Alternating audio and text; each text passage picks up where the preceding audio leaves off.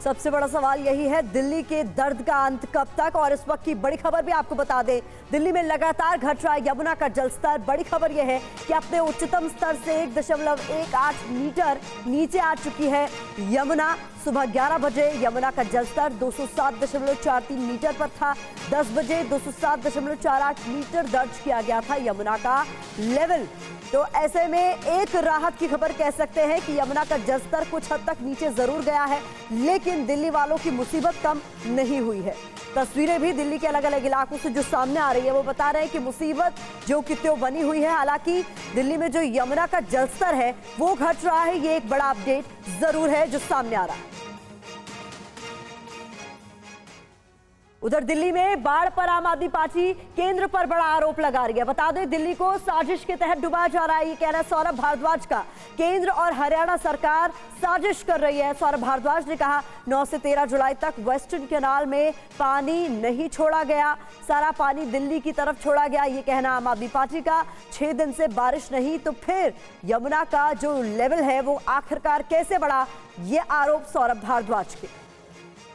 तो बता दें कि इस पर सियासत किस कदर हो रही है ये भी हम आपको बता रहे हैं। कल ही संजय सिंह ने भी इस तरीके की ही आरोप लगाए थे कि हरियाणा से जो भी पानी छोड़ा गया वो दिल्ली की तरफ छोड़ा गया, इसका असर यूपी पर क्यों नहीं नजर आया। और अब यही बात सौरभ भारद्वाज भी दोहरा रहे, ये कहते हुए कि दिल्ली को साजिशन डुबोया गया है, क्योंकि पिछले कुछ दिनों से दिल्ली में बारिश नहीं हो रही है, तो फिर दिल्ली के हालात बद से बदतर क्यों हो रहे हैं। तो केंद्र और हरियाणा सरकार पर आरोप लगाए गए हैं आम आदमी पार्टी की तरफ से, सौरभ भारद्वाज की तरफ से ये आरोप लगाया गया है सारा पानी दिल्ली की तरफ छोड़ा गया, ये कहना सौरभ भारद्वाज का। दिल्ली में 8 जुलाई को भारी वर्षा हुई, करीब 153 mm,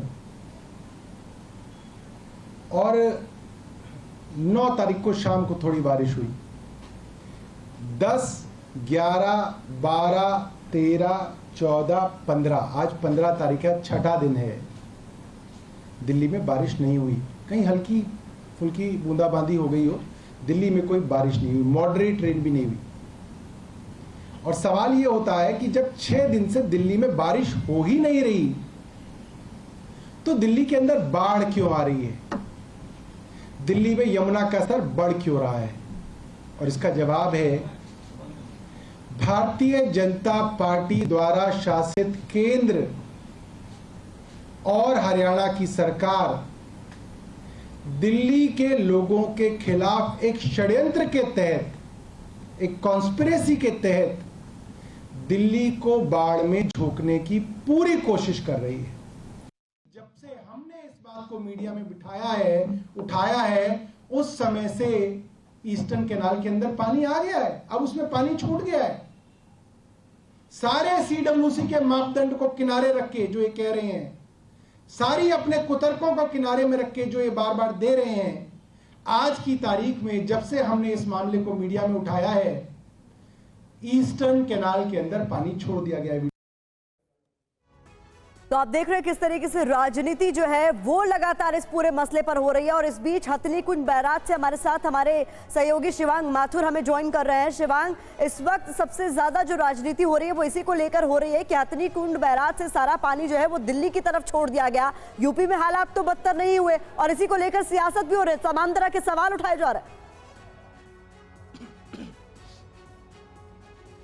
देखिए प्रतिमा, इस पूरे मामले को समझने के लिए और विस्तार से समझने के लिए मैं आपको दिखाना चाहूँगा। देखिए, सबसे पहले आपको बताऊं कि इस वक्त हम हथनी कुंड बैराज पे मौजूद हैं और जिस बात को लेकर आरोप लगाए गए हैं ठीक उस जगह पे मैं मौजूद हूँ।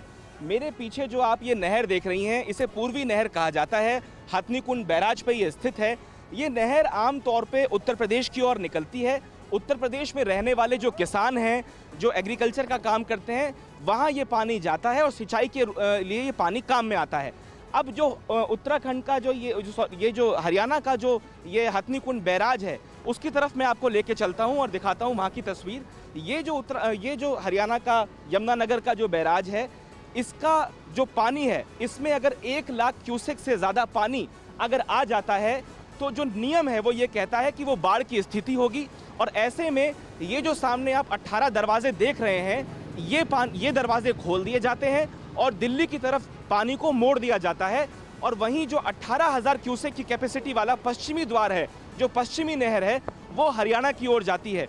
अब पहाड़ों से जो पानी आता है वो यहाँ के अधिकारी बता रहे हैं कि उसके साथ मलबा भी आता है। अगर वो पानी मलबे के साथ इस पूर्वी नहर और पश्चिमी नहर जो हरियाणा और उत्तर प्रदेश में जाती है, जी अगर इन शिवांग, छोटी-छोटी मैं आपको नहरों इस में वक्त माफी के साथ रोक रही हूँ। दिल्ली के डिविजनल कमिश्नर इस वक्त एक प्रेस कॉन्फ्रेंस कर रहे हैं, सीधे वहां का रुख करते हैं।